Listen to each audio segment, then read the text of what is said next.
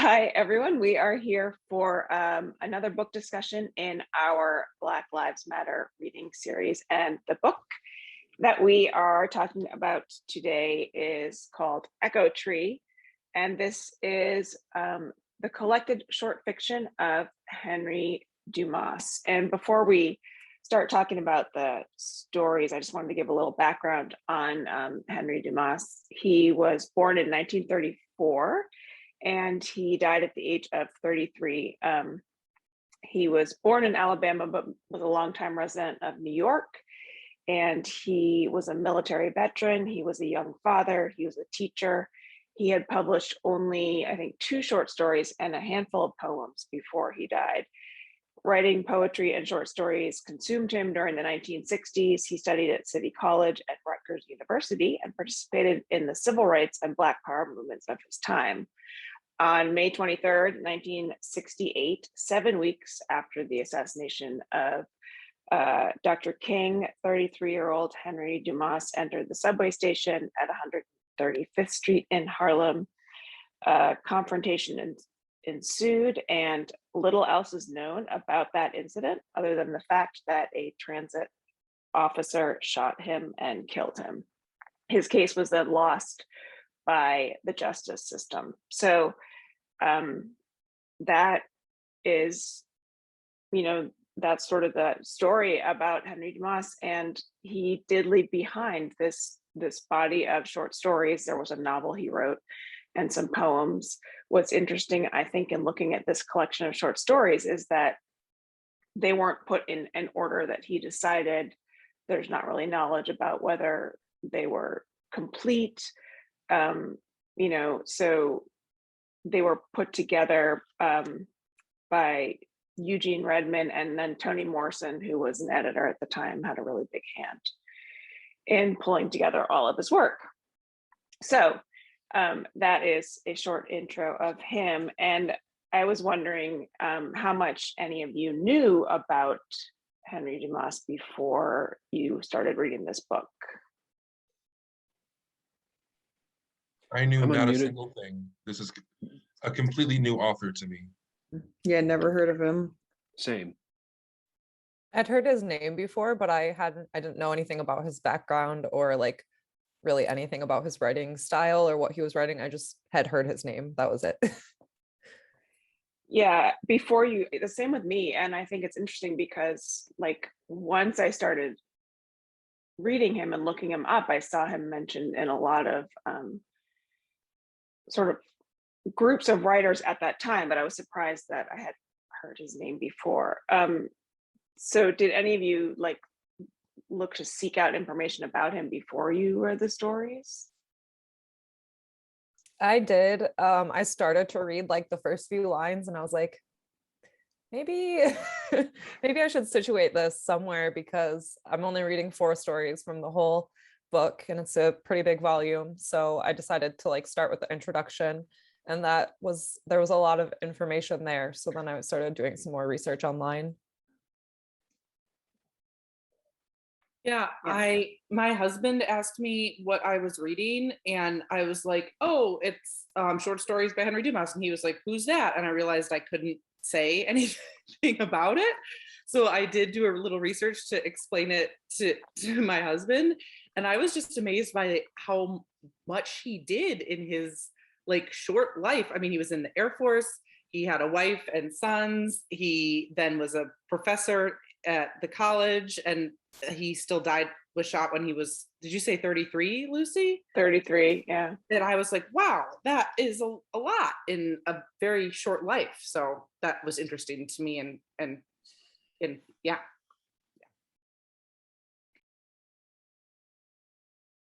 When I looked into him, it was kind of sad that the biggest thing that popped up about him was about his death and being shot by a police officer. So that unfortunately gave some context to the book in a strange way, knowing how he died. But I didn't look too much into the rest of his life.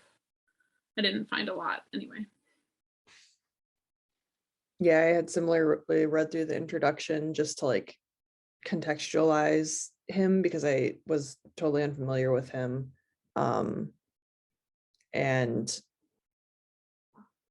yeah, it was interesting how much he had accomplished in such a short time, is really the thing that stuck out to me, besides the way that he died.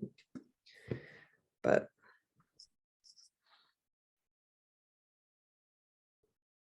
yeah, I did find, like, I mean, I would see his name pop up, but not much else about him. And in trying to generate questions about these stories, or even choose which stories to focus on, it was really difficult to find like any secondary material, or, you know, it's not like you have interviews or any of those things. So yeah, it's just kind of, no matter what I felt I could learn about him, it's still sort of just jumping into it blind.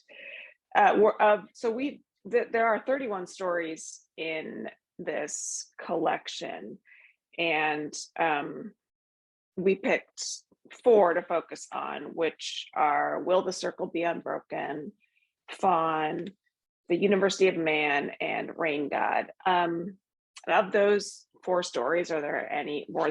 Was there one that stuck out to anybody that you want to start in on? Or well, after your introduction about how he was killed, I'm kind of shocked by how that mirrors so much of what happened in Fawn. mm-hmm.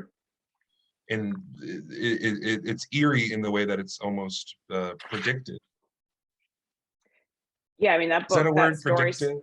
Yeah, no, I think that story is like definitely talking about the systemic racism in the police force. And I don't know, I thought there was a lot of imagery in that story. I don't know if anyone can think of any particular pieces of it that struck them right away, or hints within the imagery that kind of led to you to think about what might happen in the story.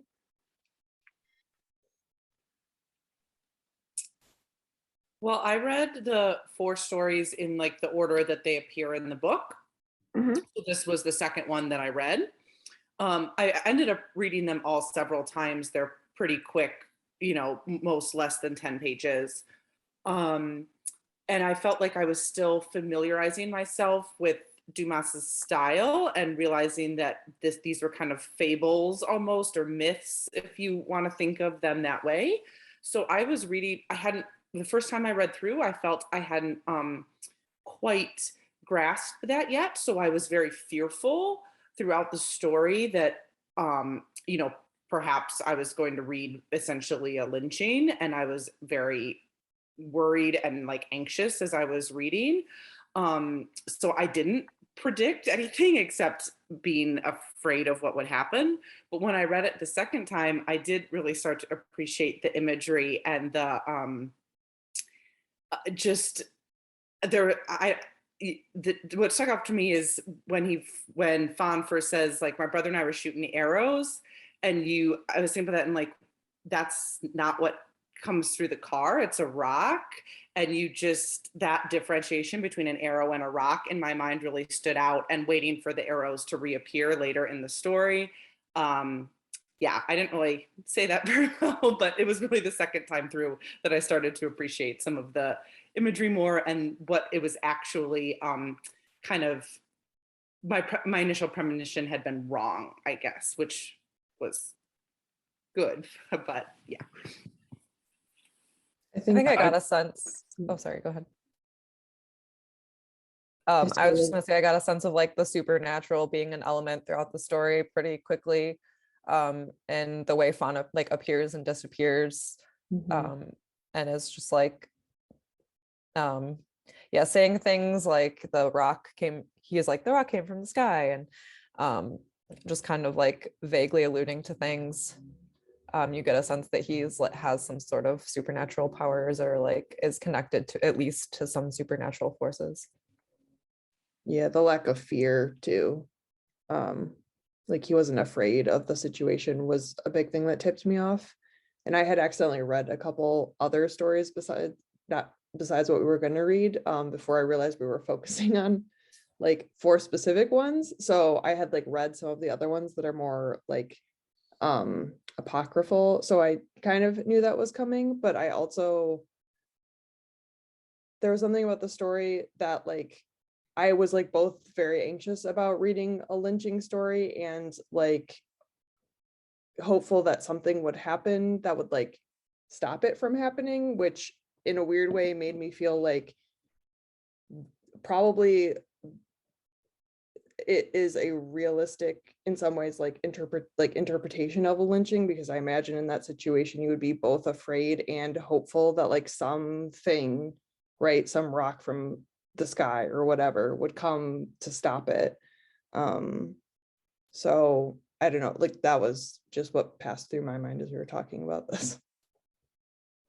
Yeah, I felt like the story was telling us that there is a reckoning coming for racists, corrupt cops, etc. And it is a reckoning that cannot be stopped in the same way that a supernatural force cannot be predicted or controlled. Something outside of what racists can do, their behavior will be punished. Am I making any sense? Do you see what I'm Yeah, trying no, to you say? totally are. Okay. Yeah, I was gonna say that like the story, I mean, Fawn in particular, but all four of the stories that we were asked to read for today have this dreamlike quality to them, but also this like, it made me think of that movie by Terrence Malick called The Tree of Life. It's just extremely like outside of the bounds of human experience. It's like omniscient almost, and like, I don't know, like, yeah, this sort of sense that like there's justice, or there's something at work that's way beyond, you know, the human in this moment experiencing whatever it is they're doing or having done to them. Mm-hmm. Yeah, I thought it was maybe going to be a bit more of more supernatural in a way, of because I wasn't very familiar with him as an author aside from these four stories, and how it kind of has these supernatural elements. And there's the part they go to the houses and the other guys like, oh, these are abandoned, no one lives here. Like I thought it was going to be more of like a full almost revenge fantasy or like active punishment of the cops. Like I wasn't sure where it was going just from like having read only the tone of the first story. Like I thought there might be more of those elements. Yeah, I don't know. I liked it. It was very like kind of what Elizabeth said, like a lot of myth feeling and kind of folktale elements. But I also felt like also sort of generally confused. Like, am I reading this right? Yeah, I feel like there's a lot of symbolism in all the stories that I was like, this is probably going way over my head right now, but like you can tell that it's there in the University of Man, I think it's called. Yeah, oh yeah, that one's like feels like a parable straight through, you know. I think there was a term, like I think Amari Baraka actually coined the term Afro Surrealism in reference to Henry Dumas's work. So it's like Afrofuturism, but I think different in that it's not looking to the future. It's just sort of subverting the present and subverting the narrative. I think it was interesting in Fawn how there was that whole crowd of people and like you know, sort of on fire and cheering him on, but he also makes this decision of like there will be this reckoning and there will be this revenge, but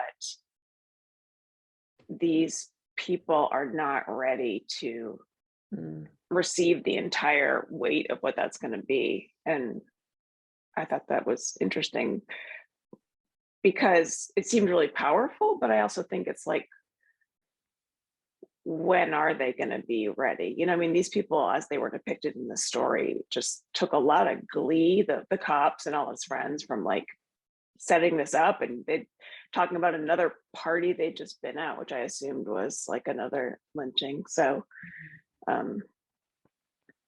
yeah, I feel like some of you, like I get to the end and I was like, wow, that was very powerful. there's still things that I think I need to learn from it. Can I know we have other stories to talk about, but can I No. ask how you all interpreted the group of people at the church who were like, in my mind, they were other Black people who were like cheering, or not cheering, but like celebrating Fawn and supporting Fawn.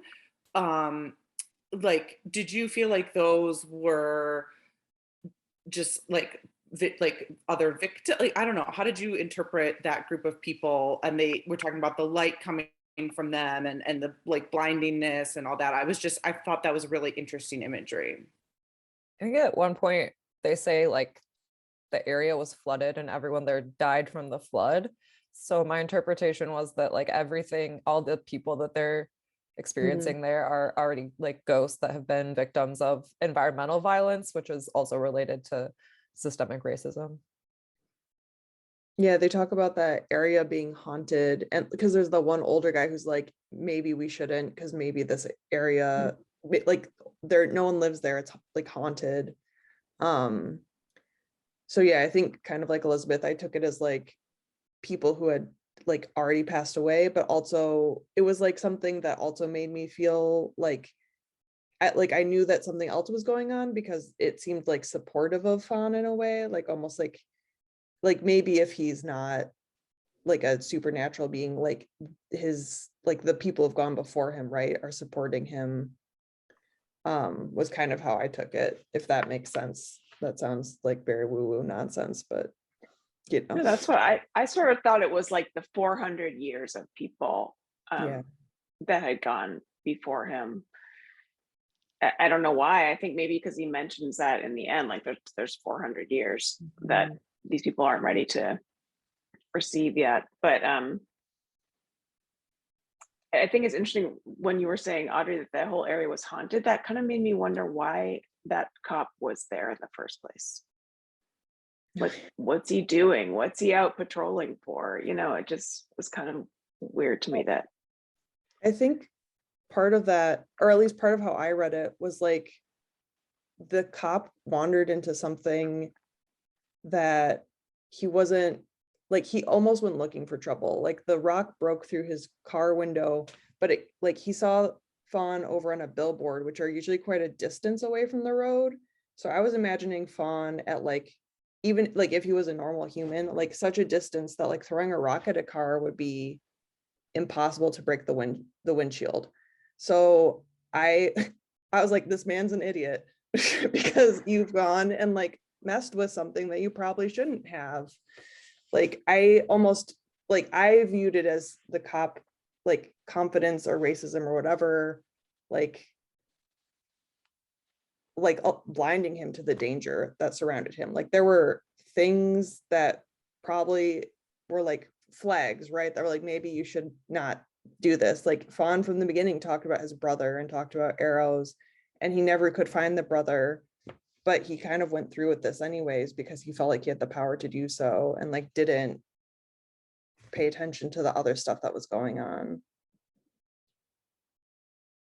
And now that we've discussed it a little bit, I wonder if Fawn was leading or luring the cop to the haunted shack zone for this reckoning to occur. Because, and maybe this is just me not reading it right, but Fawn appears and disappears kind of at his own will. Like, oh, I'm over here by a billboard. Oh, I'm in the back of the cop car. Now I'm at the cop car. Now I'm at the shack zone. Like, I wonder if that's a part of it. I'm not sure. Yeah, no, I think you're right, Jacob. I mean, I had that sense when I read when he was in the cop car and then suddenly found his way out. And I liked the description. It was like, it was almost like, I don't know, like a mechanic, like checking the side of something, and he just slipped his way out. That's not the kind of description that I would have associated with someone in distress. That's like just somebody operating well outside of the normal laws of physics or fear or emotion, you know, like, so it was like definitely a moment where I was like, he must be in total control of this situation in a way that this white man doesn't realize.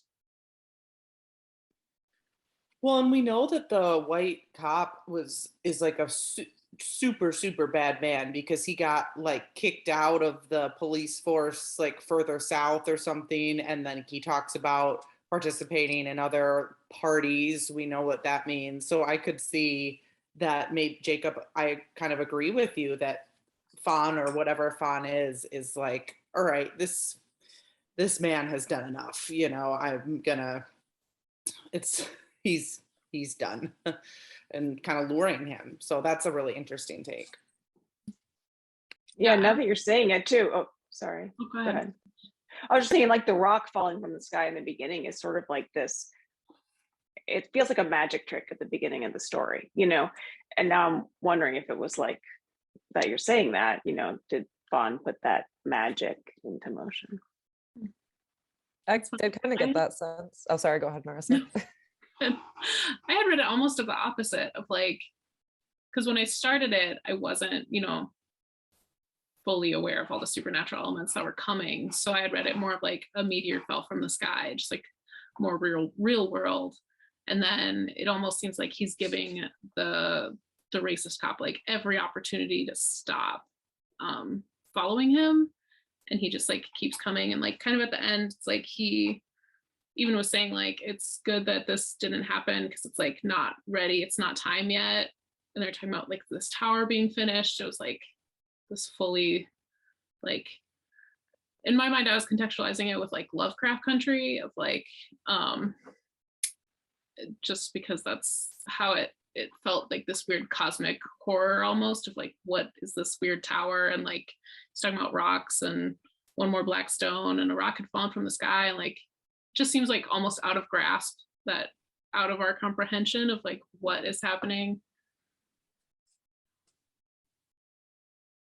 Yeah, I think that's definitely like the surreal part. And I feel like kind of reminded me of like, I feel like other things I've seen recently, even, I don't know if anyone watches like Atlanta, but the recent episodes in this season are just like, I would just call them like Afro Surrealist. I don't know. But like thinking of the reckoning at the end also reminds me of the first story, Will the Circle Be Unbroken? And it feels to me like there's also kind of a, I don't know if it's a reckoning. I don't know. Does anyone I was have gonna thoughts? say at the beginning, like when we were saying there's not really a lot out there online about any of the essays, I did find a few things written about this particular Will the Circle Be Unbroken, and it was referenced as like his most popular, most well-known essay, which I can see why. Like it's super interesting. Well, and of and the I think, 4 stories, I'm sorry to cut you off. oh, I was just gonna say it like it seems to comment on what's still happening is white people profiting off of Black culture and continuing to be really racist at the same time. Mm-hmm. Yeah, the deep feeling of entitlement really got captured in that in that short story. Yeah, I thought that story was the easiest to understand of the 4. Was very clear cut. It seemed to me what Dumas was trying to maybe get at in that story, unlike the other 3, which felt a lot more like, whoa, I'm out of my depth. There's a lot of allegory, there's a lot of magic or spirituality or surrealism, right? But in this one, there are elements of that at play, but it just felt like, hey, let me break it down. Like you, like well-intentioned, really enthusiastic white people are overstepping. Okay, and you're overstepping, and you will pay a price for that. There is such a thing as Black culture and Black music, and we need a space away from people who aren't a part of it. Like, and I don't know, it kind of reminded me, after I was done reading it, it reminded me of a couple of like songs that I had heard recently, like Solange's "Don't Touch My Hair" kind of came to mind, and like a song by Kendrick Lamar called DNA, where he talks about like hate running through your bloodlines or something along those lines. Sorry, I maybe got the line messed up, but the idea there being just like, look, like this isn't for you, and you ignore that at your peril, in this case. Although it's probably worth mentioning too that like there are a lot of efforts on the part of the community of Black people gathered in that space to create this like this new musical frontier to stop the white people from coming in out of concern for their own safety. And it was sort of like a pushing. The white people really pushed their way in, and then there was like a moment where I guess the door people at the door were like put their hands up in the palms, like a Buddha palm type gesture, and we're like, okay, you want to come in, which I found kind of interesting. So like there's non-violence and violence, right. but violence because you ignored clear warning. Yeah, I kind of feel like there was violence in like some of the thoughts or words that the three Ron, Jan, and Tasha, I think that they had coming in there. Like Ron says Ron was not fully satisfied that he had found the depth of the Black man's psyche. In his book, he said this. He knew that he believed if he believed strong enough, some of the old cats would break down.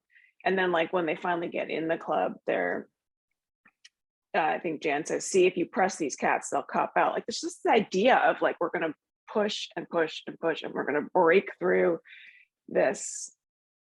I mean, the club is called the sound barrier, right? But it's just like that. I felt like it wasn't like physical violence, but it's it's entitlement, but it also just felt like the way it was described was very much like, I don't know, this physical breaking through. To me. Yeah, along those lines, I thought it was weird that I can't remember which one it was, but he kept being like, I'm blood or whatever, like claiming that he had that blood connection, which reminded me of like, which feels violent in the context of American slavery specifically, where you have like the one drop laws and things like that, where like blood used to be like a weapon that we used against Black people, and then now he's claiming it for his benefit. But like clearly in the end it doesn't actually possess that. So the like blood claiming thing also stuck out to me along those lines as just like really creepy and like yeah, I read that as like the full entitlement of white people, that he is trying to claim that just to get in, like obviously doesn't understand it, or yeah, it just also like white supremacy in general seems real obsessed with like blood specifically, if you think about the way that we talk about like the laws that we made over time and things like that. So it reminded me of that. And it also echoed this thing that I've heard so many times in my life, where white people attempt to co-opt culture to get closer to Blackness.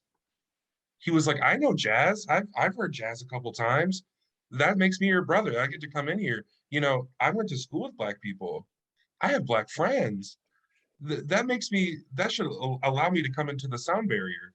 And it's like, no, not that. And also, after they have exhausted all of these, then they're like, well, this is reverse discrimination. Like that's the thing they end on.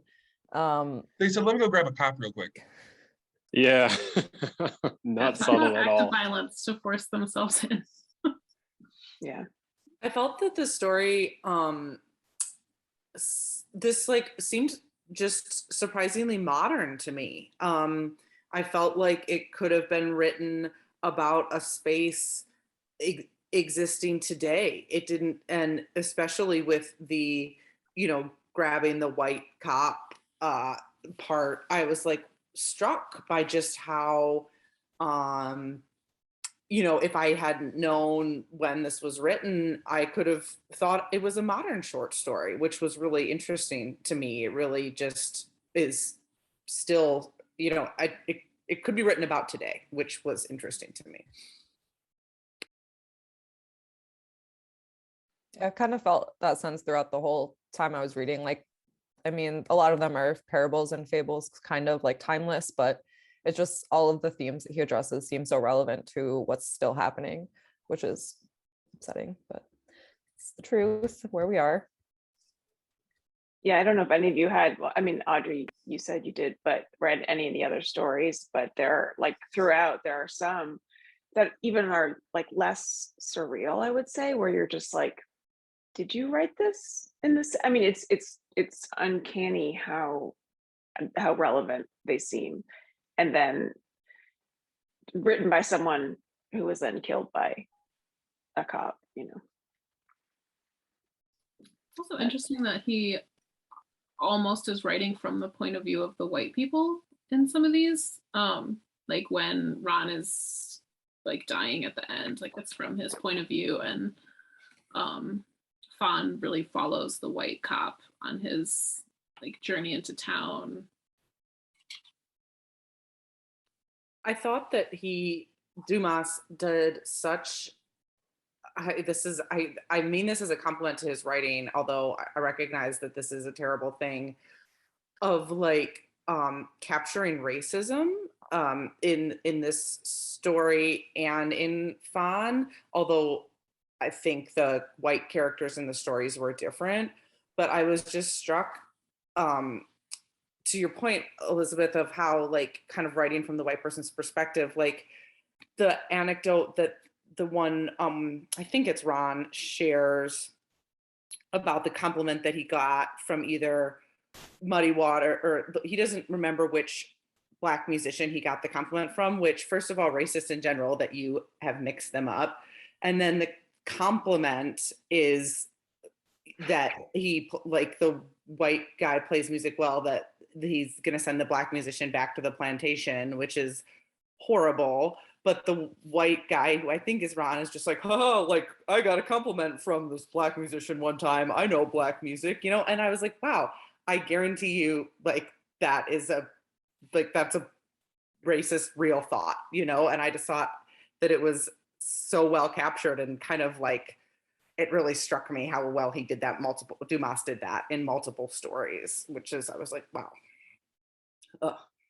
Yeah, I made a note of the part with Muddy Waters too. I would put a little sticky in there. It was just like generational violence.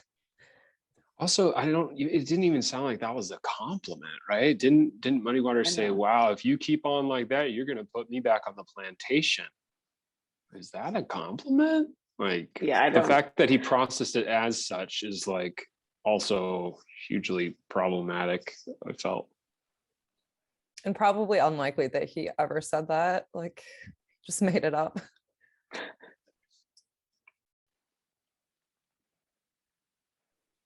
Yeah, well, those two stories were the only, Fawn and the Circle Be Unbroken, I think were the only two stories that were published during Dumas's lifetime, which I think is interesting. And I don't know what you all think. They felt sort of in like very much in contrast with the other two stories that we read. I think, you know, like the University of Man, some of you have said it feels like a parable. I don't know, what are there specific parts like in general, or things that remind you of other parables or mythology that you might have encountered? I actually ended up reading some article about this, so it's probably influencing me, and I probably didn't. I was like, I know there's a lot here when I was reading it, but I don't know what it is. Was basically my response. Like I know they give him 3 things for his journey, so it seems like some sort of epic where he's like traveling the world for knowledge. But yeah, I read an article that was comparing it to like Greek mythology and things like that, which I can see, and talking about how the man that he encounters digging the trench, his name is an anagram for story, which I thought was really interesting. Didn't notice. I think the main character, Tyros, right? Oh yeah, Tyros. Yeah, is an anagram. The name is anagram. Yeah, that's super interesting. or like the four people who tell him what university to go to. It's like a judge, a librarian, a musician, and then I think just the people. But even that to me felt very much like these points on a compass, but also these like points of knowledge and also pieces of the nature of man, right? Like arts, humanities, and I don't know. I think like Elizabeth, it's that you were saying you found some other writing on it that would have been helpful, because it's like I felt like I knew it was something, but I couldn't pinpoint what it was like calling to mind for me, I guess. This was my favorite story when I first started it. I was loving the particularly parable-like aspect. For some reason, I like compass directions. I was like, sweet, he's gonna go north, south, east, and west. Like, I feel like there's gonna be some really good like messages. And I told my husband, I was like, I think I am not smart enough for this, because I really, when we got to the river and it ended with the dredging, and I was like, I have to admit, I had no conclusion. I was so mystified by what the final point was, and I was frustrated because I'd been hopeful for like gleaning something from it, but I just couldn't quite. I don't know. Like, how did you think the guy in the river related to Tyros being a watchmaker? Just that like they were both like doing repetitive work? I mean, what was the connection there? Was there a connection? I don't know. So in the article I read, I really should know what it was since I'm talking about it exclusively right now, but it was talking about how the man that was digging the trench was like symbolizing the like underworld, and he's like the shepherd of the underworld because he goes down there, and then like water is the life force of creativity, so it's like he's trying to like regain that life force, I guess, is what I understood it as. That's cool. I don't understand. I mean, that what you just said reminded me of a part in the story where I guess that person who's dredging or whatever, working down at the bottom of the river, tells Tyro, "You're the first person who's come down here besides some kids, besides children. Everyone else is at the top of the bank.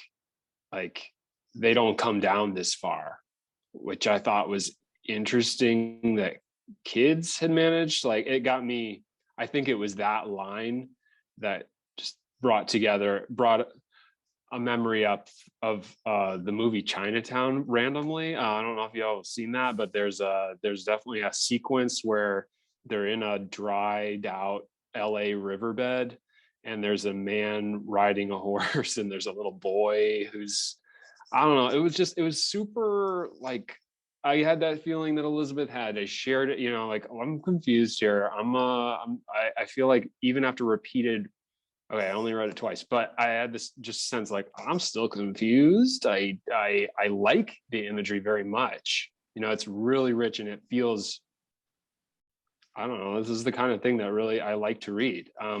But I felt afterward like keenly like, oh boy, I can't wait to participate in this book discussion and hear what other people have to say, because I got nothing here. I'm confused. I think for me, like the kids, sorry. The kids Oh, no, going down, I'll just say, yeah. Sorry. Yeah, go ahead. Say it. No, say it. It just seems like curiosity was just like the thing bringing them down there. Yeah, that's exactly what I was going to say. I felt like there's an openness to kids, and maybe that's the same thing with Tyros. Like, he was going out to learn and seek knowledge, so he had that same openness, whereas like the rest of the people who don't go down, they're pretty closed off, and all they're willing to learn is like nothing. I mean, they're a mob.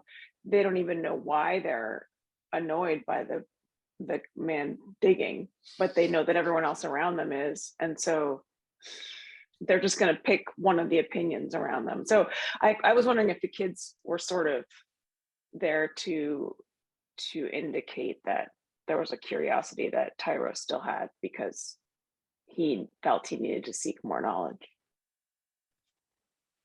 Yeah, I don't know how that squares with like the man being like an allegory of death or something, or but I did, yeah, I picked up on like the fact that he's brave because he has this childlike kind of wonder, or he made it down because of the curiosity bit. Yeah, that makes sense to me.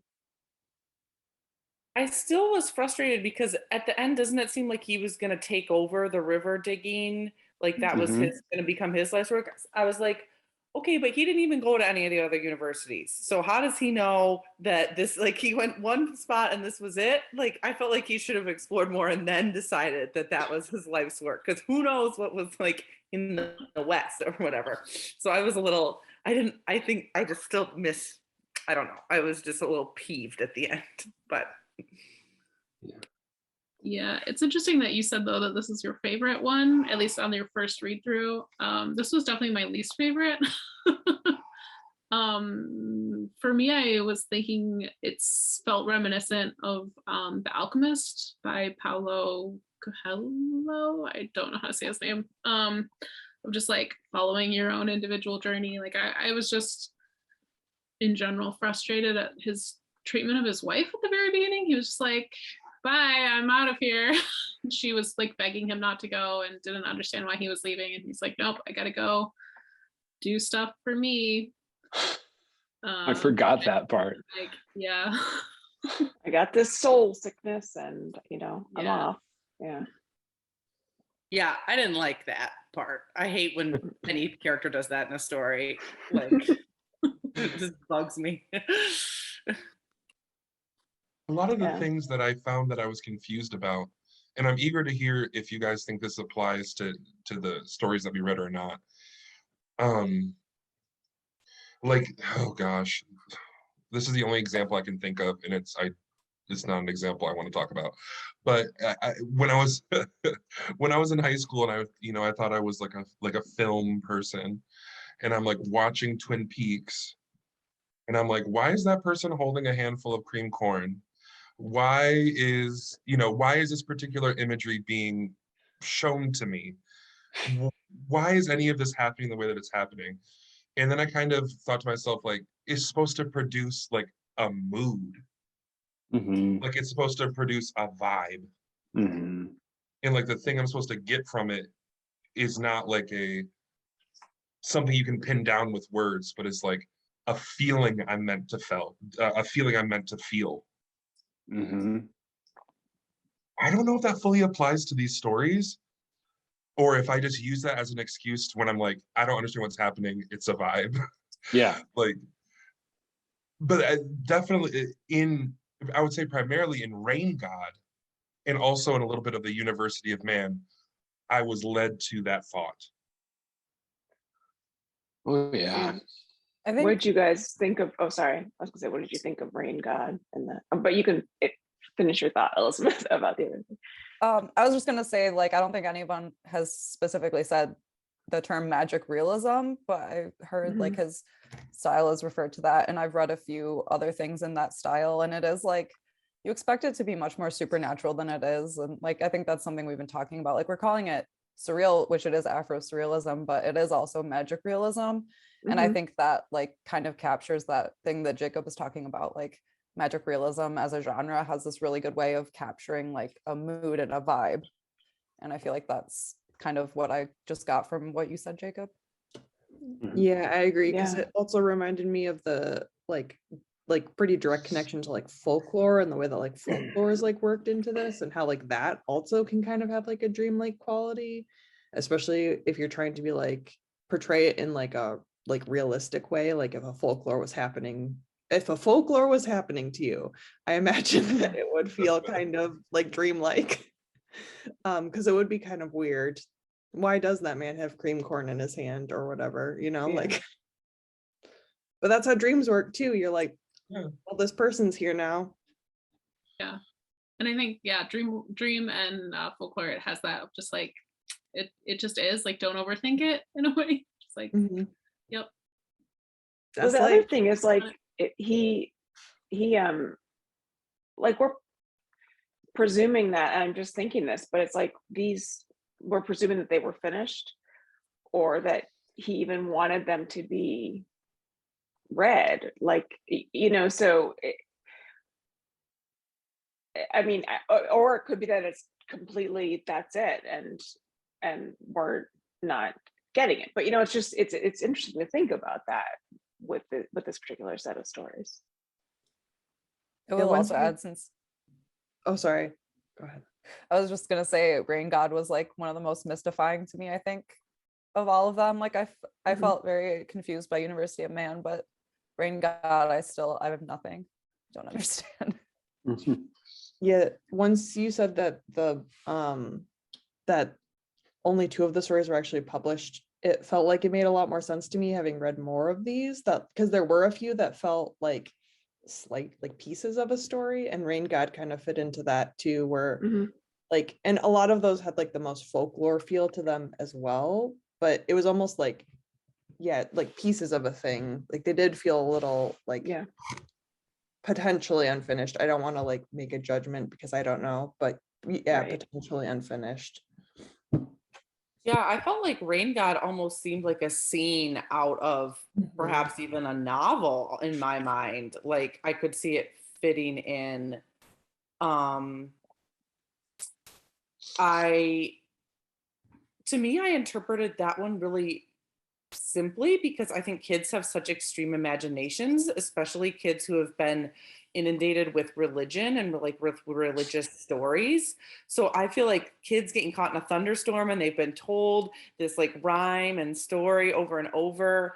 Like, I don't know. I just kind of read that as like kids' imagination told really poignantly, and I kind of liked it. But it did seem to me like it could have been part of a like a scene from to me a long story or a novel. But I don't know. I mean, again, I don't want to presume that I know anything that maybe it was finished. I don't know. Looking at it from that angle, I'm like, okay, I like it more. Like, okay, that makes sense to me, and that resonates with who I am as a reader. So I'm like, whoa, that's cool. Yeah, I just saw it as like almost, it's like this literal witnessing of a folkloric belief, right? Like there's this expression that we've heard, the devil's beating his wife when it's sunny and raining, and here are these kids like being so literal. It's almost like how do kids interpret language, or but so I just, yeah, for me, I was like, I don't know if there's more of it than that, but I like that it's like, what if you took an expression and you lived it, so. I liked this one. Even though I hate that expression, the devil's beating his wife, I truly hate that so much. But I liked the story. It felt like a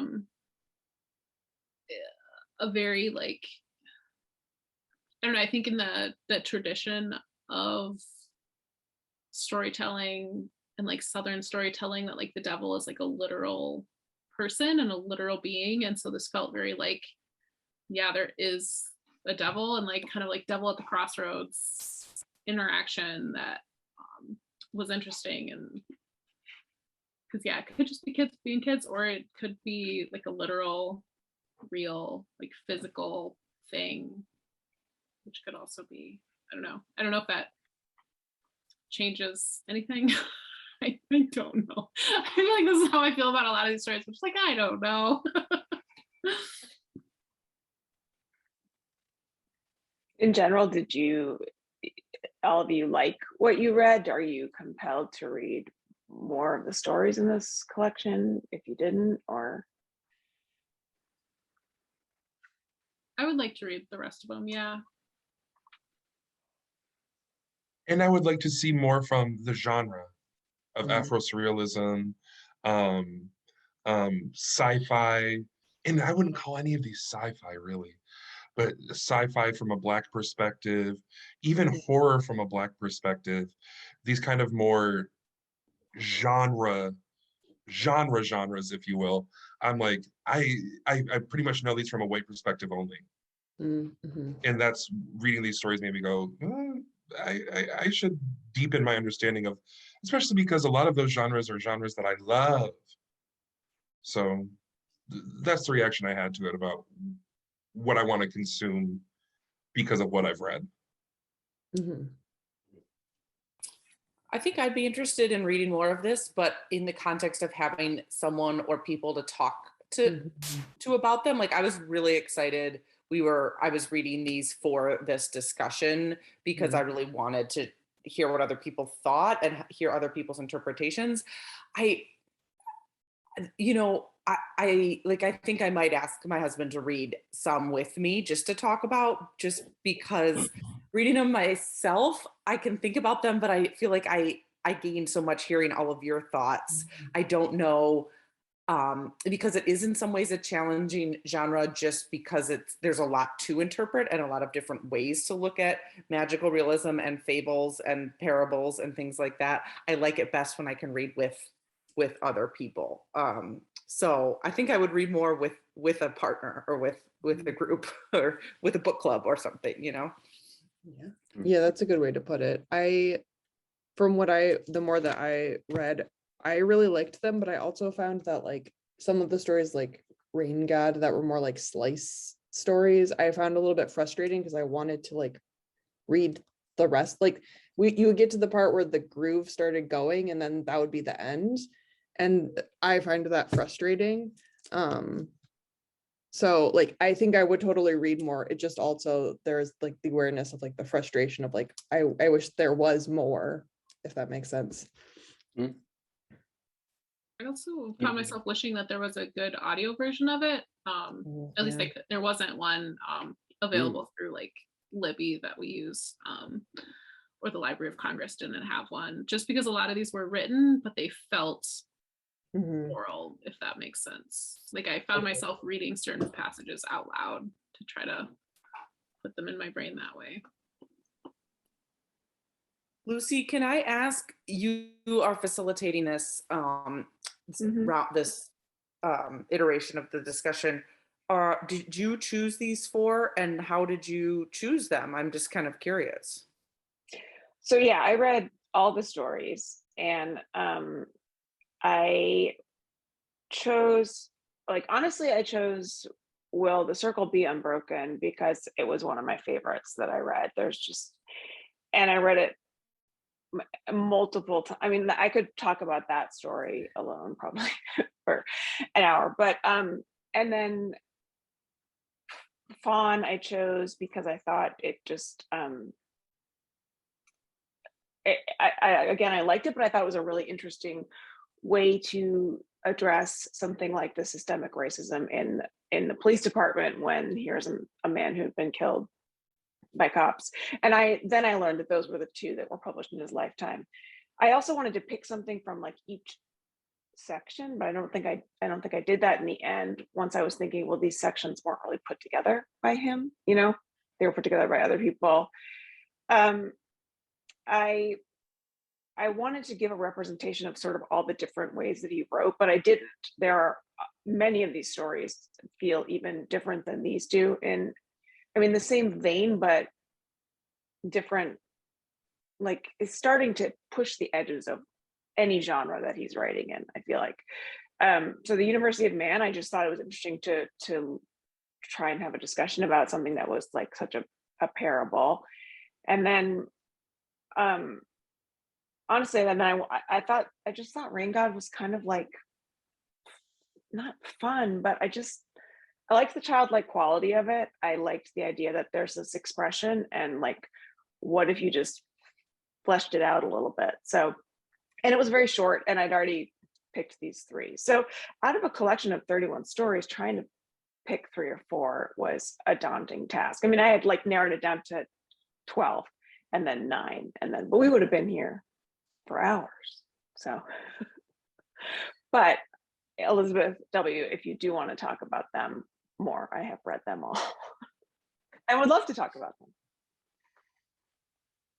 So yeah, the stories have an unfinished quality maybe to them. I shared Audrey's frustration about the final story for sure. I was like, oh, I'm just getting dropped into this universe. I want at least like 2 more pages. How many pages was it? 4?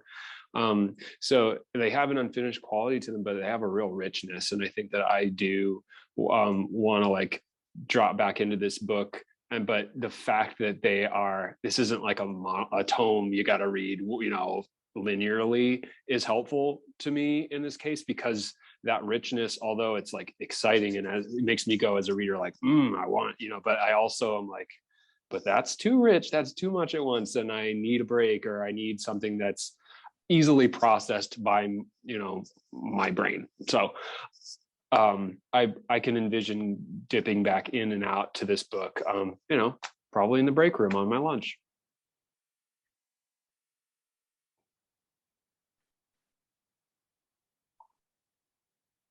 To just remind, we're almost at the end of the hour, but before we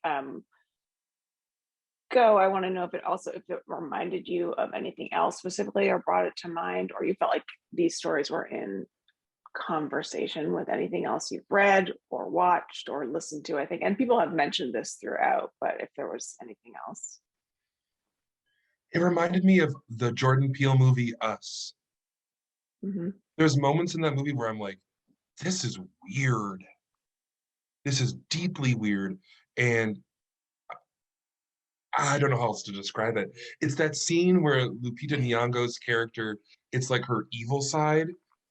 And for the first time, you hear them speak in like that deep, gravelly, deeply strange voice, and you're transported to somewhere else. And in this book, there's moments where I'm like, I'm being transported to somewhere else, and it's interesting. I'm never going to have a coherent thought, but that's what I felt. No, that's what I was asking. Yeah. I just wanted to echo what Marissa already said, that Fawn really felt like Lovecraft country. And like the visual sense that I got from that reminded me of that. And maybe it was because I've seen that, but I also think that the Jordan Peele like aesthetic is also in Lovecraft country. He helped work on that show. And there's like an arc with the daughter having a similar experience with like a curse and a young girl that's following her. So that's what came to mind for me. For me, I got one more, which is just with regard to Will the Circle Be Unbroken, it made me think of a episode of This American Life that I happened to catch about Afrofuturism. And it's at one point, a segment is hosted by a writer who visits Detroit. And I think the writer is himself Black, and he gets invited to a club that is 100% only Black people inside. And he describes the sort of joy, like the physical, like, I don't know, just joy at feeling like, wow, I'm in this space. I'm hardly ever in a space like this where it's just people who look like me. And it makes me feel good, really good, and want more of that in my life. And it, to me, as a white person listening to that, and someone who usually takes for granted that most of the spaces I walk into day to day are, my race is easily the majority represented. It gave me pause. It was really interesting to hear that. And that obviously the story, Dumas's story, made me remember that.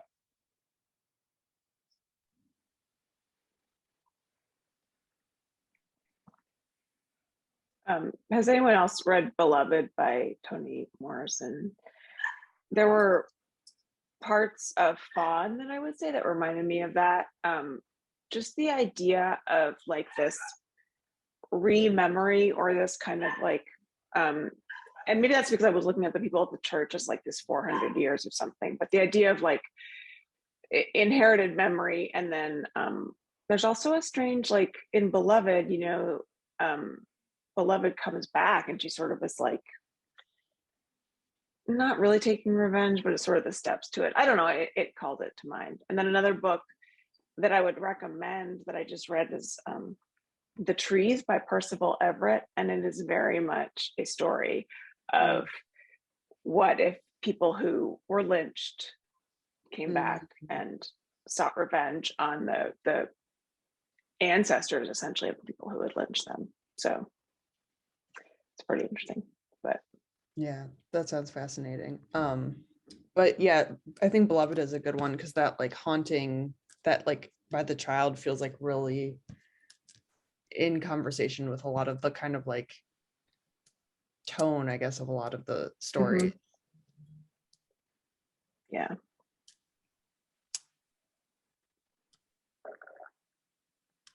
Well, I think we are at about an hour. Or more. I don't want to take up any more of anyone's time, but thank you for reading 4 of these, I thought, difficult stories and talking about them. I appreciate it.